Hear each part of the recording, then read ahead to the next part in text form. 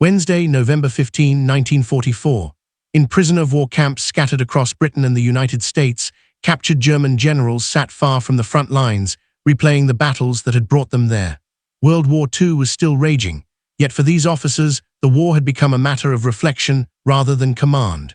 Allied intelligence officers questioned them relentlessly, not only about German operations, but about their opinions of the men who had defeated them. From these interrogations, diaries, and post-war memoirs emerged a rare perspective: how German generals ranked Allied commanders from worst to best, judged not by propaganda, but by battlefield impact.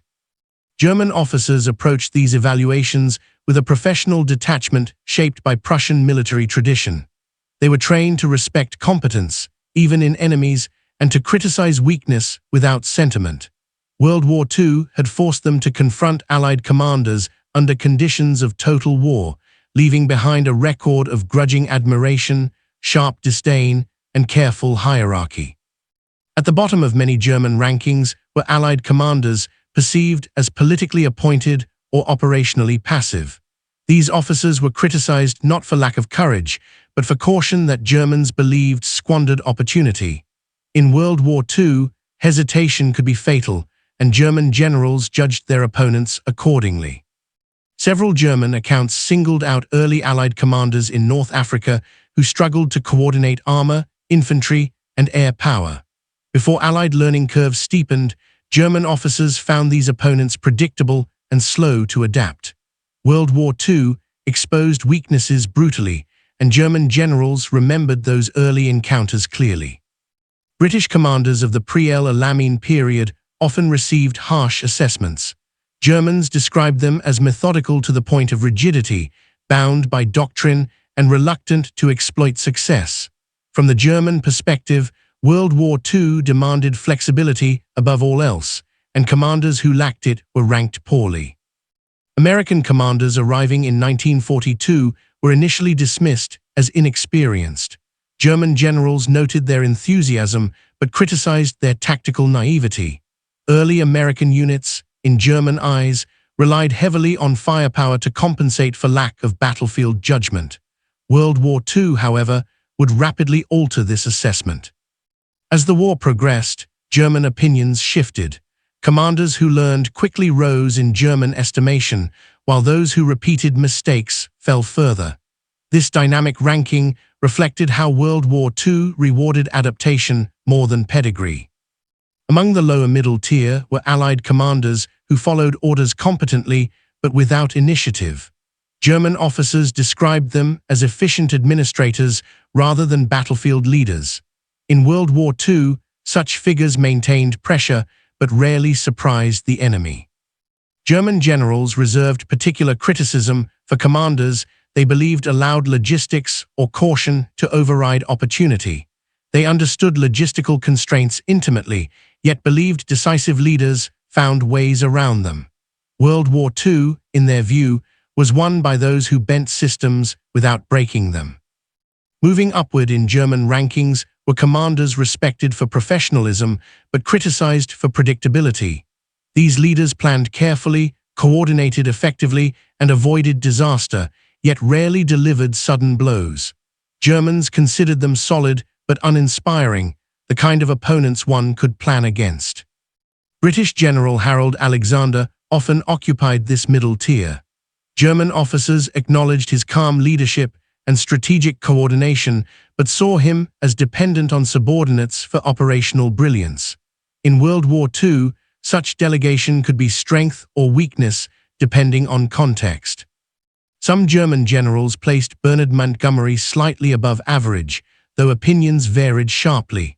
They respected his emphasis on preparation and morale, but criticized his caution after victory. In World War II, Montgomery was seen as formidable when attacking on his own terms, but slow to exploit success. Montgomery's insistence on overwhelming superiority impressed German officers who valued certainty.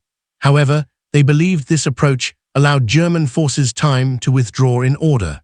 World War II battles were judged not only by victory but by enemy destruction, and here Germans felt Montgomery fell short. American commanders who matured during the war earned increasing respect. German generals noted the speed with which U.S. officers absorbed lessons and integrated combined arms. World War II transformed American forces from novices into formidable opponents within a remarkably short time. General Omar Bradley was often ranked as competent and reliable. German officers viewed him as cautious but intelligent, a commander who understood logistics and coordination. In World War II, Bradley represented steady pressure rather than dramatic flair. Bradley's strength, in German eyes, lay in consistency.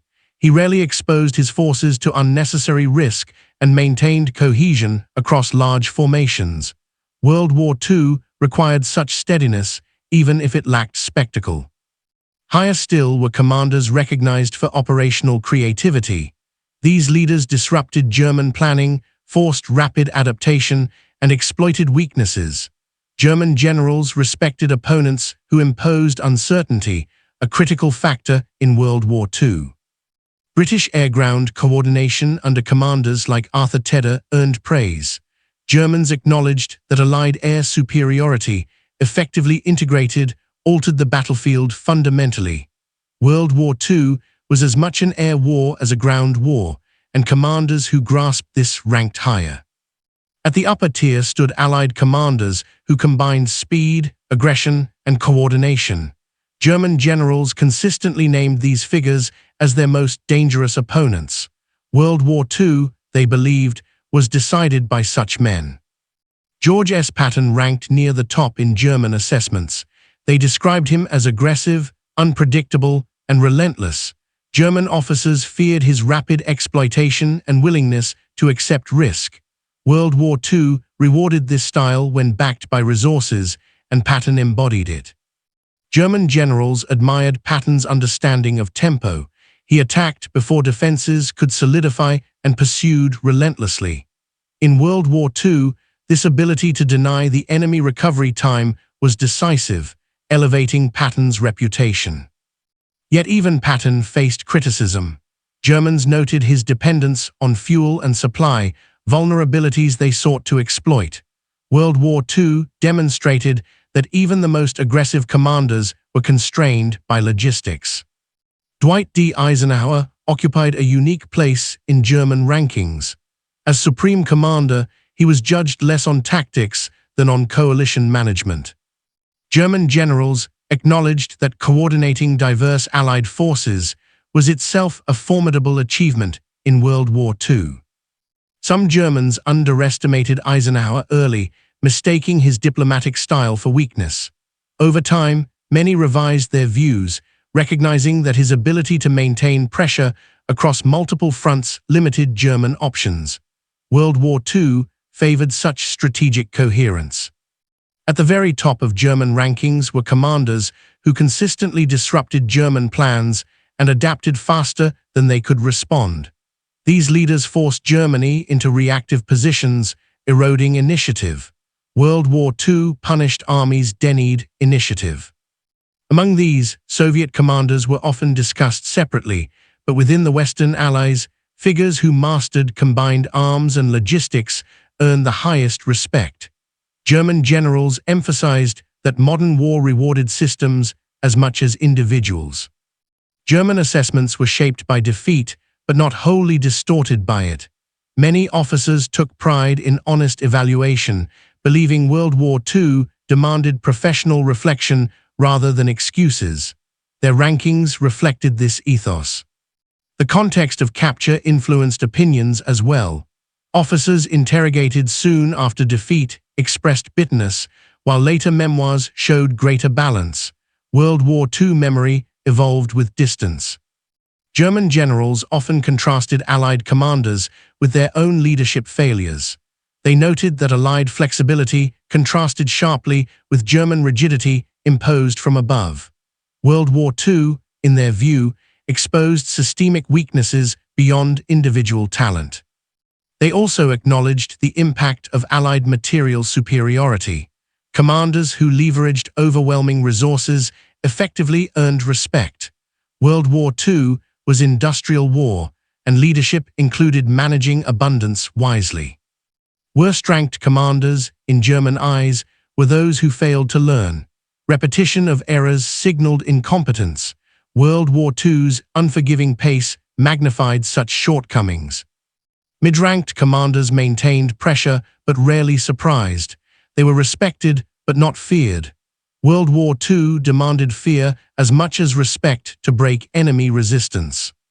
Top-ranked commanders imposed uncertainty, forced retreats, and shattered morale. Germans believed such leaders shortened wars. World War II validated this belief repeatedly. These rankings were not static. Commanders rose or fell based on performance across campaigns. World War II was long enough to expose true capability. German generals emphasized that no Allied commander operated alone. Staff work, logistics, and air power shaped outcomes. World War II blurred individual credit within vast systems. Educational analysis of these rankings reveals as much about German values as Allied performance. Germans prized initiative, speed, and decisiveness, traits reflected in their judgments. World War II was a mirror revealing shared professional standards across enemies. The act of ranking itself served a purpose. It allowed defeated officers to make sense of loss through analysis. World War II demanded explanation, not silence. These assessments influenced post-war military studies. Allied academies examined German critiques to refine doctrine. World War II became a shared educational foundation for former enemies. German generals' rankings challenge simplistic narratives of victory. They show respect across battle lines and recognition of competence regardless of uniform. World War II created such paradoxes. The most respected Allied commanders were those who forced Germany to abandon initiative.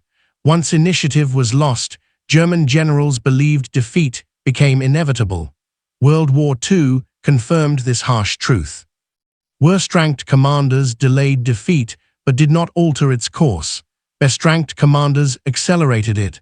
German evaluations reflect this distinction clearly. These perspectives remain valuable because they come from adversaries who faced Allied leadership directly. World War II forged these judgments in combat, not theory. Understanding how German generals ranked Allied commanders deepens appreciation of leadership under pressure. It reminds us that victory is judged not only by outcome, but by how it is achieved. World War II left behind these judgments as part of its enduring legacy, inviting continued examination of command, competence, and the unforgiving standards of total war. The post-war interrogations conducted by Allied intelligence added further texture to these rankings. German generals were often asked to compare specific commanders they had faced across different theaters.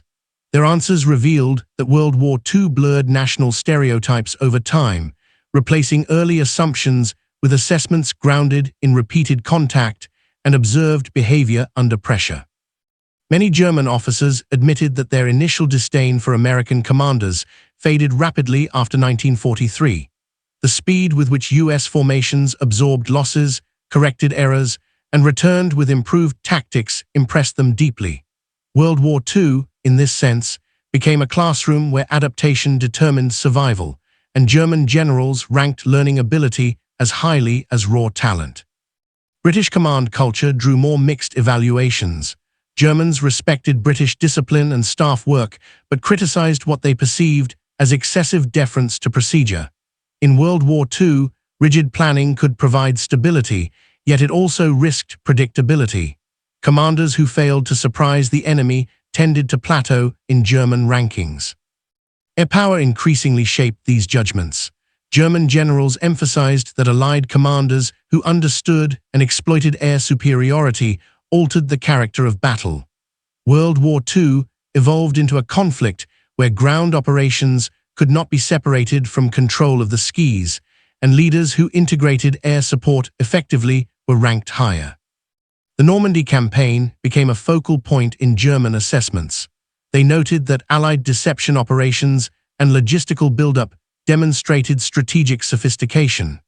World War II, by this stage, was no longer a contest of improvisation, but of industrial and organizational mastery, and commanders who orchestrated such complexity earned grudging admiration. German views of Eisenhower continued to evolve after the war. Some officers later acknowledged that his restraint masked a strategic patience that gradually strangled German options. World War II required not only daring but endurance, and Eisenhower's ability to sustain pressure across months shifted perceptions of his effectiveness. Patton's reputation among German generals remained unusually vivid.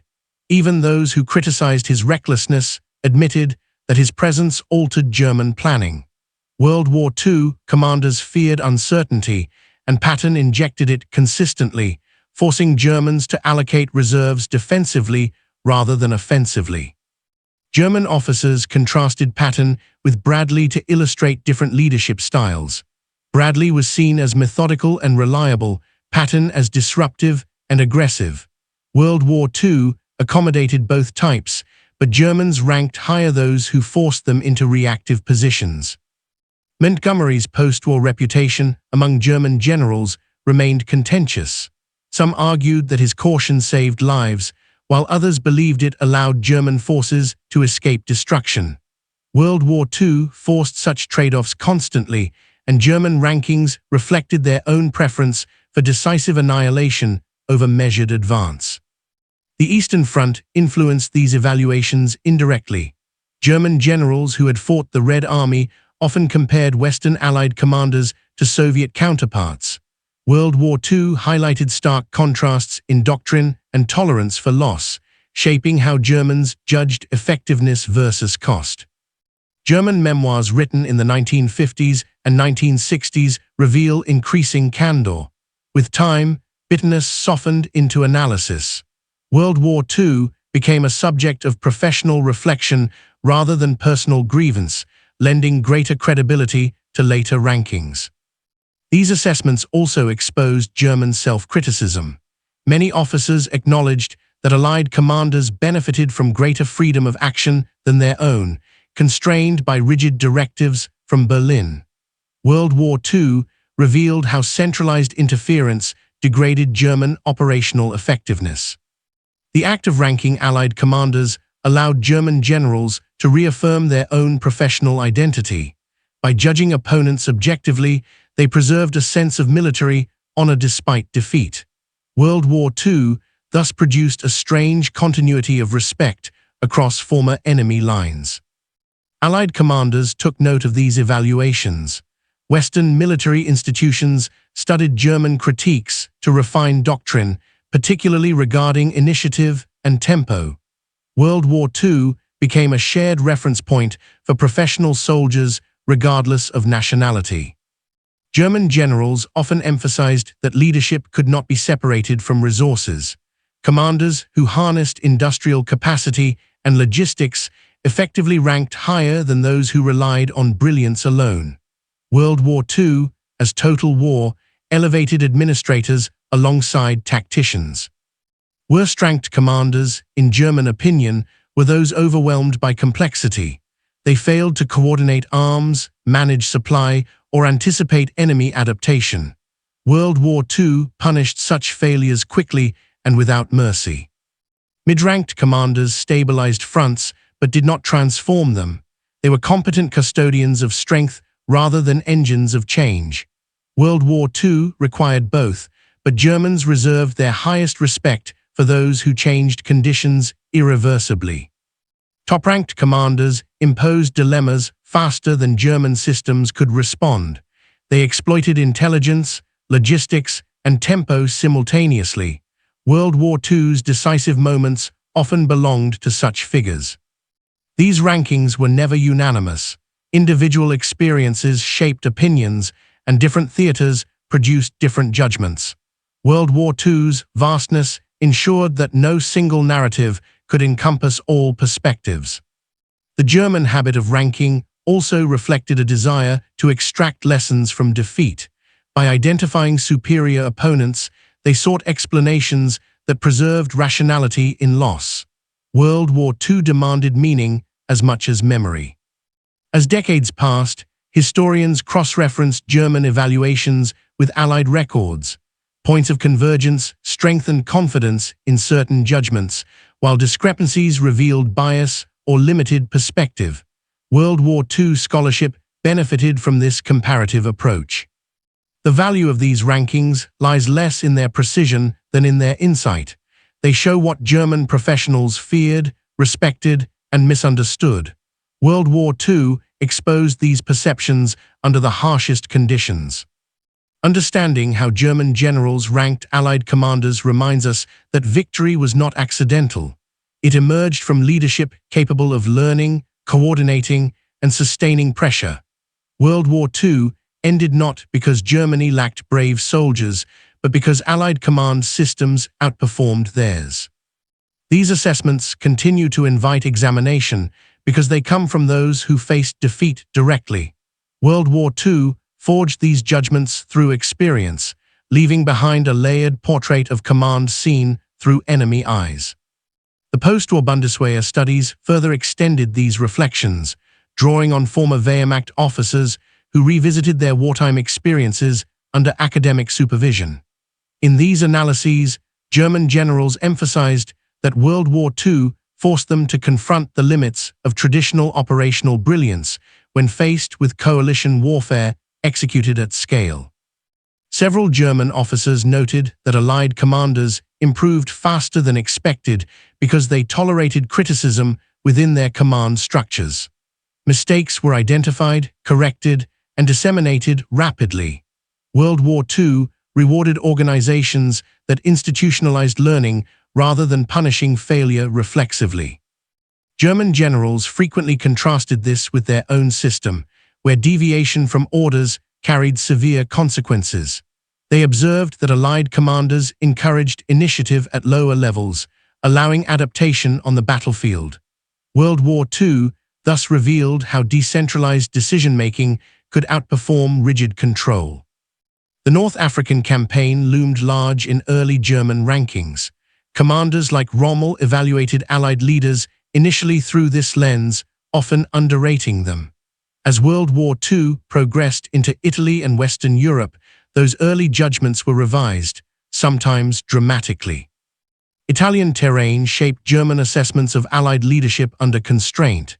Mountain warfare, limited maneuver space, and supply difficulties exposed both strengths and weaknesses. World War II demonstrated that leadership effectiveness varied with environment, not just personality. German generals paid close attention to how Allied commanders handled setbacks. The response to defeat mattered more than the defeat itself. World War II showed that resilience and recovery defined long-term success. They often cited Allied commanders who absorbed reverses without overreaction as particularly dangerous. Calm recalibration unnerved German planners more than dramatic counterattacks. World War II rewarded emotional discipline as much as aggression. German officers also evaluated commanders based on their ability to synchronize multinational forces.